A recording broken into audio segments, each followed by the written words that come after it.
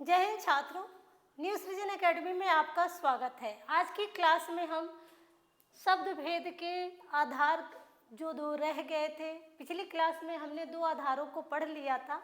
जैसे इसके चार आधार होते हैं, एक बार हम रिवाइज कर लेते हैं।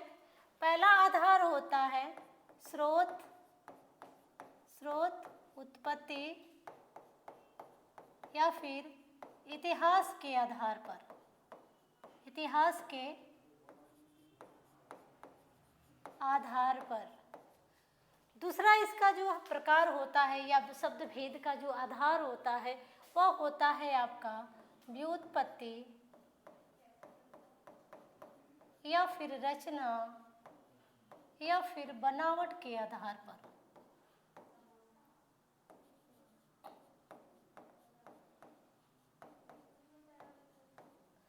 और तीसरा होता है इसका आधार अर्थ के आधार पर, अर्थ के आधार पर। और चौथा इसका होता है, ये आपका तीसरा हो गया, ये आपका दूसरा हो गया और ये आपका पहला हो गया। तो तीसरा है अर्थ के आधार पर और चौथा है रूप प्रयोग के आधार पर।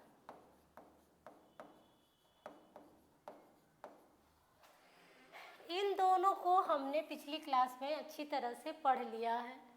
स्रोत या उत्पत्ति के आधार पे 5 प्रकार के शब्द होते हैं: तत्सम शब्द, तद्भव शब्द, देशज, विदेशज और संकर शब्द। व्युत्पत्ति रचना या बनावट के आधार पर जो शब्द होते हैं वो 3 प्रकार के होते हैं: रूढ़, यौगिक और योग रूढ़। अर्थ के आधार पे भी 5 होते हैं।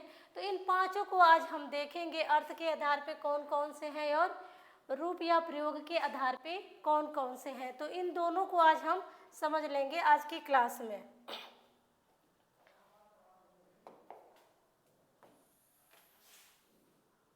हेडिंग डालेंगे हम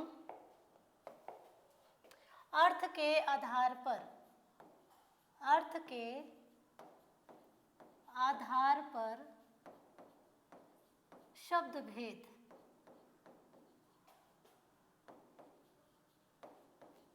अर्थ के आधार पर शब्द भेद को हम देखेंगे।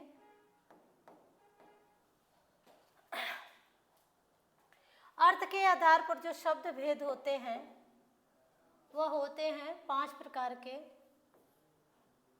एकार्थक, अनेकार्थक,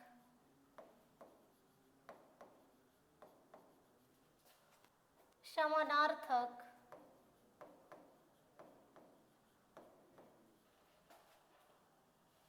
विपरीतार्थक या फिर इसको विलोम शब्द कहेंगे।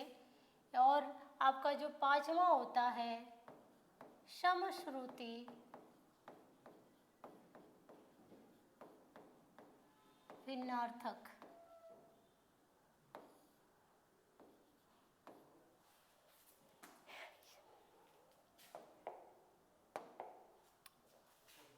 एकार्थक, अनेकार्थक, समानार्थक, विपरीतार्थक, समश्रुति, भिन्नार्थक। तो पहले हम देख लेंगे ऐसे शब्द जिनका सिर्फ एक ही अर्थ होता है। ऐसे शब्द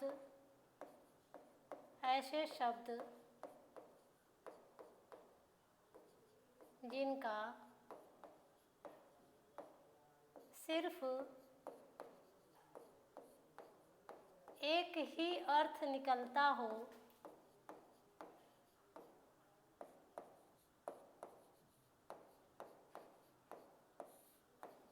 एकार्थक शब्द कहलाते हैं।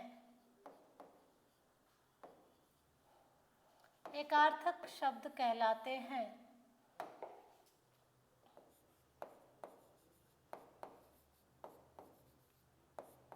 एकार्थक शब्द कहलाते हैं। जैसे जैसे रोटी, बुधवार, सोमवार,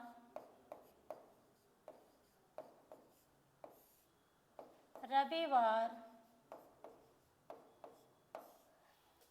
यानी कि ऐसे शब्द जो एक ही अर्थ के लिए प्रसिद्ध होते हैं वे आपके जो है एकार्थक शब्द होते हैं। हेडिंग से ही पता चलता है एक अर्थ बताने वाला शब्द। अगला देखेंगे, अगला शब्द है अनेकार्थक। अगली हेडिंग है हमारी अनेकार्थक। अब इसको भी हम लिख सकते हैं ऐसे ही, ऐसे शब्द जिनके अनेक अर्थ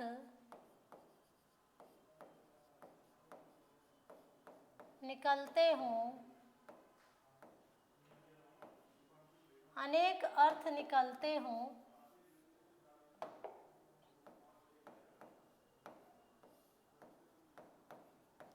अनेकार्थक शब्द कहलाते हैं।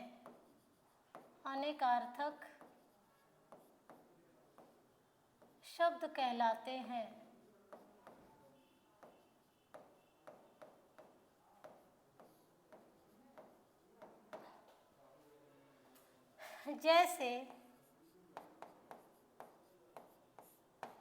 जैसे उदाहरण हम देखेंगे, शब्द लेंगे हार, कनक। हार और कनक। हार देखें, इसके दो अर्थ निकलेंगे। एक तो हो जाएगा गले का हार, दूसरा हो जाएगा पराजय। और कनक के देखें तो कनक के अर्थ निकलेगा सोना, सोना को भी कहते हैं, धतूरा को भी कहते हैं। कनक किसको कहते हैं? सोना को कहते हैं और धतूरा को कहते हैं। इसके अलावा गेहूं को भी हम कनक कहते हैं। तो देखें, ये एक तो शब्द तो एक है, लेकिन जो इसके अर्थ हैं वो अलग है। कनक शब्द तो आपका एक है, लेकिन इसके अर्थ जो है अनेक हैं। एक और शब्द हम लेंगे अंबर।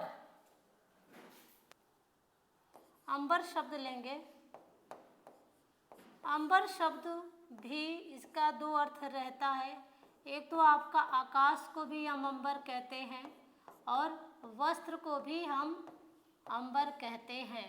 तो इस तरह से हमने ये समझ लीजिए कि कौन सा ऐसा शब्द है जिसके सिर्फ एक अर्थ निकलते हैं और कौन सा ऐसा शब्द है जिसके अनेक अर्थ निकलते हैं। समानार्थक शब्द में देखेंगे, इसकी परिभाषा देखेंगे।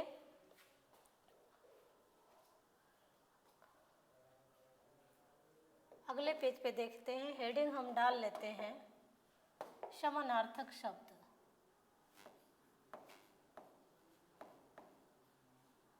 समानार्थक अर्थात पर्यायवाची शब्द।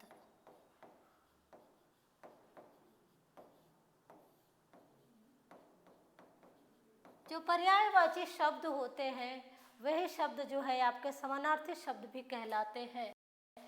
तो पर्याय यानी कि जो बिल्कुल समान अर्थ बताते हों वे आपके जो है पर्यायवाची शब्द कहलाते हैं या फिर समानार्थक शब्द कहलाते हैं। इसकी परिभाषा हम लिख लेंगे। ऐसे शब्द जो समान अर्थ बताते हैं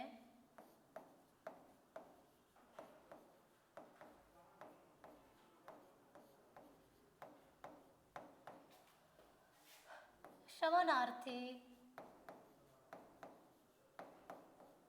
या फिर पर्यायवाची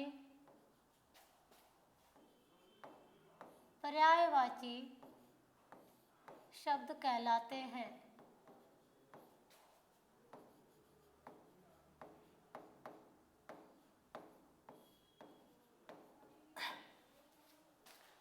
ऐसे शब्द जो समान अर्थ बताते हैं समानार्थी शब्द या फिर पर्यायवाची शब्द कहलाते हैं। उदाहरण हम देखेंगे।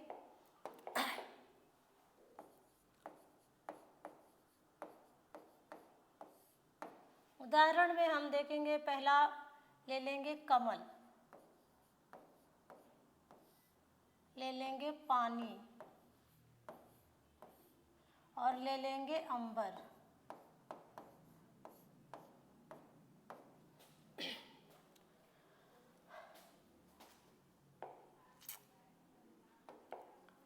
इसको हम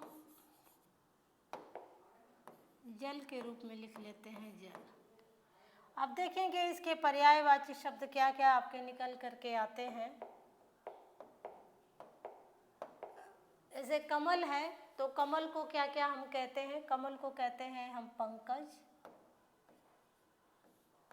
तोयज, नीरज,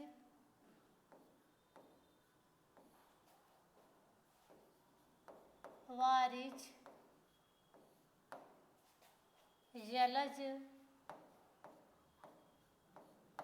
जलज इत्यादि।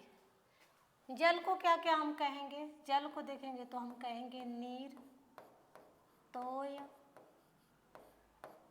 वारी,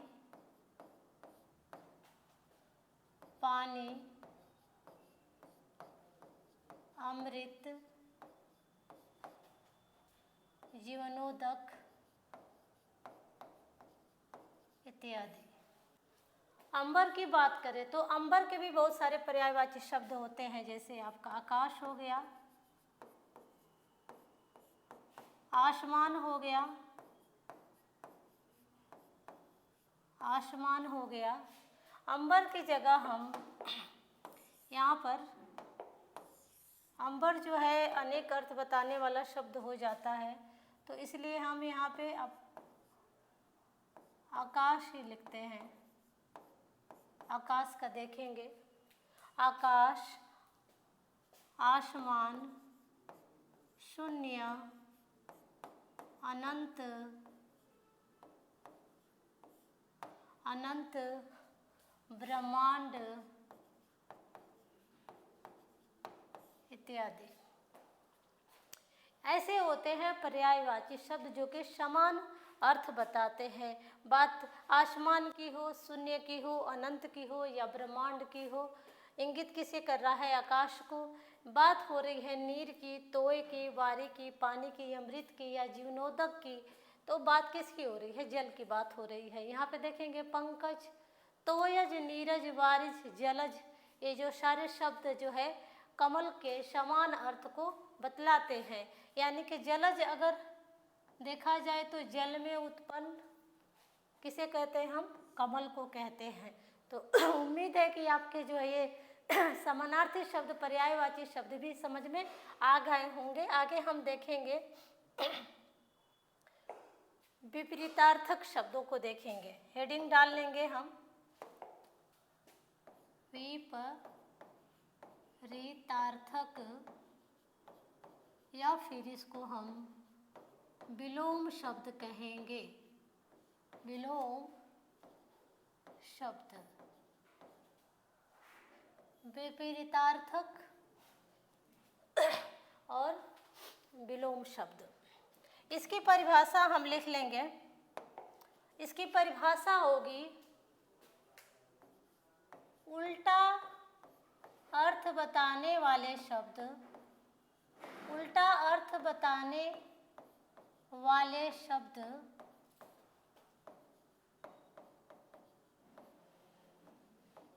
विपरीतार्थक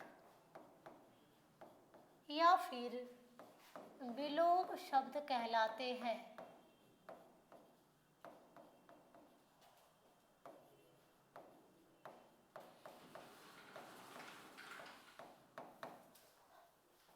विपरीत अर्थ बताने वाले शब्द अर्थात विलोम जो शब्द होते हैं वो क्या करते हैं, उल्टा अर्थ बताते हैं। उदाहरण हम देख लेंगे, उदाहरण से अच्छी तरह से समझ में आ जाएगा।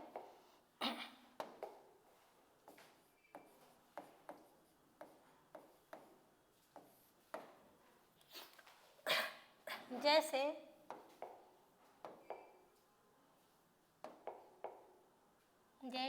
ईशान, ईशान शब्द है, इसका अगर हम विलोम शब्द देखेंगे तो इसका विलोम शब्द हो जाएगा नैऋत्य। जैसे हम शब्द ले लेंगे अज्ञ, तो अज्ञ का विलोम हो जाएगा विज्ञ। जैसे हम कोई शब्द ले लेंगे अनभिज्ञ, इसका विलोम देखेंगे तो इसका विलोम हो जाएगा अभिज्ञ या फिर भिज्ञ। जैसे कोई शब्द हम लेंगे आकाश, आकाश का हो जाएगा पाताल। अगर हम शब्द लेते हैं अवनी, तो अवनी का उल्टा हो जाएगा अंबर।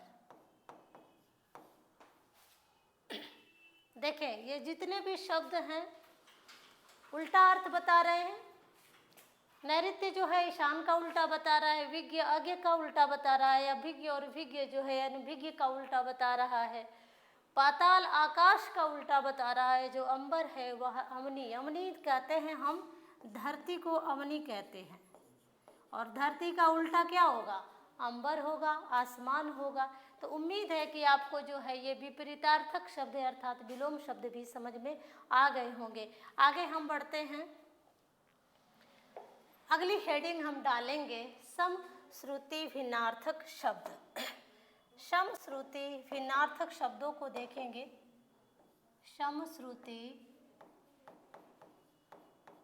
श्रम श्रुति, भिन्नार्थक।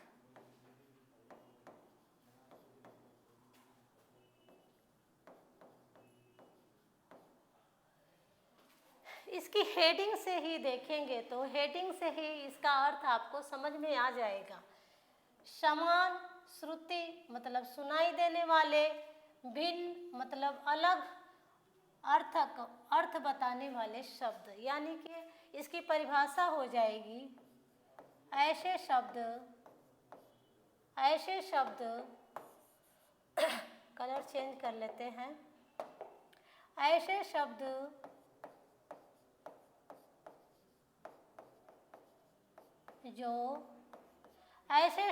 जो सुनने में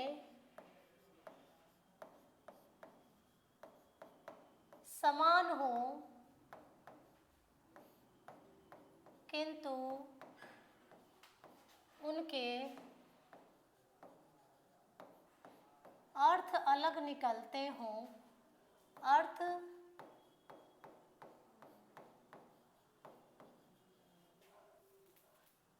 अलग हो, अर्थ अलग हो, ऐसे शब्द जो सुनने में समान हो किंतु उनके जो अर्थ हो वो अलग हो, समश्रुति भिन्नार्थक शब्द कहलाते हैं। समश्रुति भिन्नार्थक शब्द कहलाते हैं। भिन्नार्थक शब्द कहलाते हैं। ऐसे शब्द जो सुनने में समान किंतु उनके अर्थ अलग हों वे समश्रुति भिन्नार्थक शब्द कहलाते हैं। उदाहरण हम देखेंगे।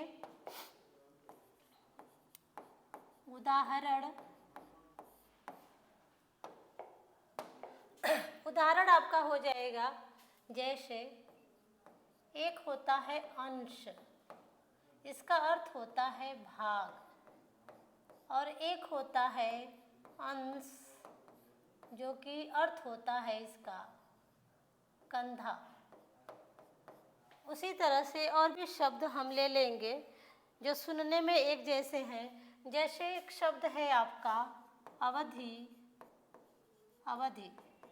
अवधि मीन्स होता है समय, लेकिन अगर अवधि की बात की जाए तो यह अवधि भाषा की बात हो रही है, तो इसका अर्थ हो जाएगा भाषा। जैसे एक और शब्द है आपका अनिल और अनल, तो अनिल का अर्थ होता है हवा और अनल का अर्थ होता है आग। उम्मीद है कि यह समश्रुति भिन्नार्थक शब्द भी आपको समझ में आ गए होंगे, जो सुनने में लगभग एक जैसे, एकदम एग्जैक्ट एक जैसे नहीं हैं, लेकिन लगभग एक जैसे हैं, लेकिन उनके जो अर्थ हैं अलग अलग है। जैसे ये अंश है, इसका अर्थ हुआ भाग, ये अंश है जो कंधा हुआ, इसका अर्थ अवधि का तो समय होगा, अवधि का हो जाएगा भाषा, अनिल का हवा और अनल का हो जाएगा आग। तो समश्रुति भिन्नार्थक शब्दों को भी हमने देख लिया। अब जो लास्ट आधार है शब्द भेद का, रूप या प्रयोग के आधार पर अर्थात व्याकरण के आधार पर, उसे हम देखेंगे। उसको हेडिंग डालेंगे हम, अगली हेडिंग हम डाल लेंगे रूप प्रयोग या व्याकरण के आधार पर। रूप प्रयोग या फिर व्याकरण के आधार पर, व्याकरण के आधार पर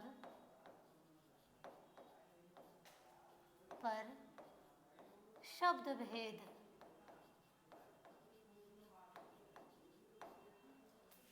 रूप प्रयोग या व्याकरण के आधार पर शब्द भेद हम देखेंगे।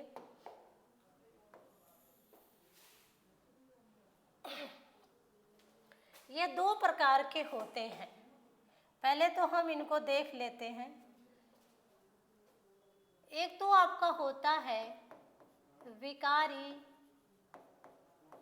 विकारी शब्द,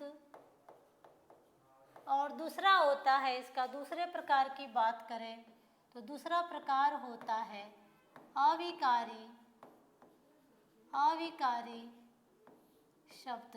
इन्हें हम अव्यय शब्द भी कहते हैं। पहले हम दोनों की परिभाषा को समझ लें कि विकारी शब्द कौन से हैं और अविकारी शब्द कौन से हैं।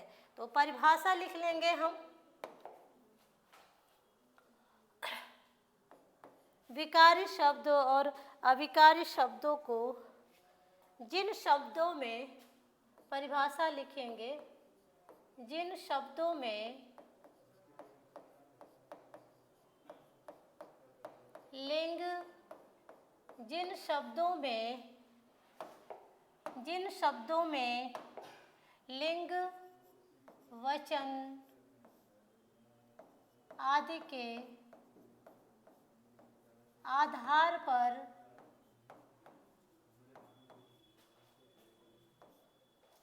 परिवर्तन उत्पन्न हो, परिवर्तन उत्पन्न हो, विकारी शब्द कहलाते हैं। विकारी शब्द कहलाते हैं। ऐसे शब्द जिनमें जो है लिंग, वचन आदि के आधार पर विकार उत्पन्न हो, वैसे शब्द क्या कहलाते हैं? विकारी शब्द कहलाते हैं। जैसे अगर देखा जाए तो विकारी शब्दों में आपकी संज्ञा आती है, संज्ञा, सर्वनाम आता है, क्रिया आती है और फिर विशेषण आता है। ये चार जो है विकारी शब्द हैं। संज्ञा, सर्वनाम और क्रिया, विशेषण, ये चार जो है विकारी शब्द हैं। संज्ञा देखेंगे, संज्ञा, सर्वनाम, क्रिया और विशेषण, इन चारों में जो है लिंग, वचन आदि के आधार पर विकार उत्पन्न होता है। जैसे कोई शब्द है, जैसे कोई शब्द है संज्ञा का, मोहन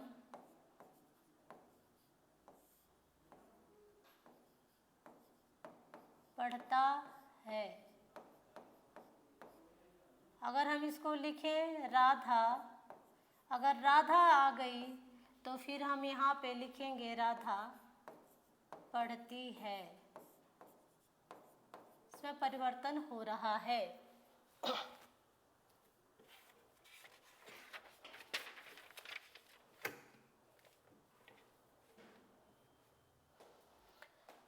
लेकिन जो अविकारी शब्द होते हैं इनमें भी कोई भी परिवर्तन नहीं होता है। इसकी हम परिभाषा लिख लेंगे। ऐसे शब्द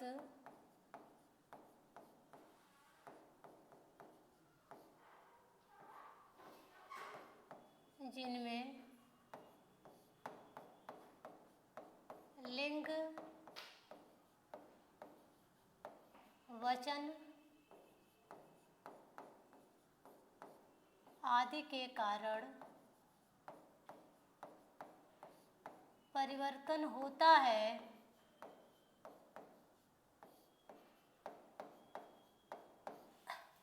ऐसे शब्द जिनमें लिंग, वचन आदि के कारण परिवर्तन होता है अविकारी या फिर अव्यय शब्द कहलाते हैं। अव्यय शब्द कहलाते हैं।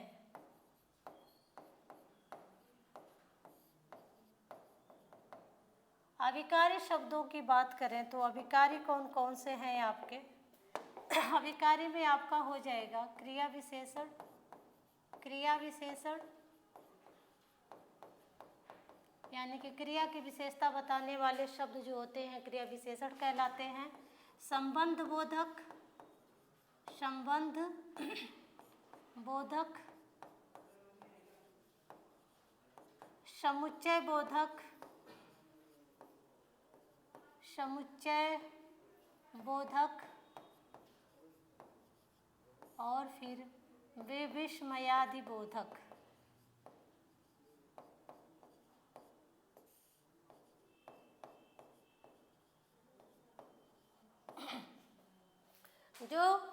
जो क्रिया की विशेषता यहाँ से हम देख लेंगे। संज्ञा का अर्थ होता है नाम, किसी स्थान का नाम, किसी वस्तु का नाम, किसी व्यक्ति का नाम। तो संज्ञा का नाम अर्थ देखा जाए तो किसी व्यक्ति, वस्तु, स्थान आदि के नाम को कहते हैं। सर्वनाम की परिभाषा होती है संज्ञा के स्थान पर प्रयोग किए जाने वाले जो शब्द होते हैं वो सर्वनाम कहलाते हैं। और जो क्रिया होती है किसी कार्य को करने या होने को हम कहते हैं। जो विशेषण होता है किसी संज्ञा सर्वनाम की विशेषता विशेषण के द्वारा बताई जाती है। जो क्रिया विशेषण होता है, क्रिया विशेषण में किसी क्रिया की विशेषता बताई जाती है। संबंध बोधक में हम जो है संज्ञा, सर्वनाम, क्रिया आदि का आपस में जो संबंध जिस शब्दों से हम जोड़ते हैं उसे हम संबंध बोधक कहते हैं। समुच्चय बोधक जो है ये भी जोड़ने का कार्य करता है। और जो विस्मयादि बोधक शब्द होते हैं, जो विस्मयादि बोधक शब्द होते हैं, विस्मयादि बोधक शब्द ऐसे शब्द जिन शब्दों में दुख, हर्ष आदि प्रकट किया जाता है, आश्चर्य प्रकट किया जाता है, वे आपके विस्मयादि बोधक होते हैं। इनमें कोई भी विकार उत्पन्न नहीं होता है। इन चारों को, जैसे जो विकारी शब्द हैं और जो अविकारी शब्द हैं, इनको हम आराम से विस्तृत रूप से समझेंगे नेक्स्ट क्लास में। आज के लिए बस इतना ही, मिलते हैं फिर नेक्स्ट क्लास में। चैनल को सब्सक्राइब कर दें, लाइक कर दें और शेयर कर दें। Thank you students.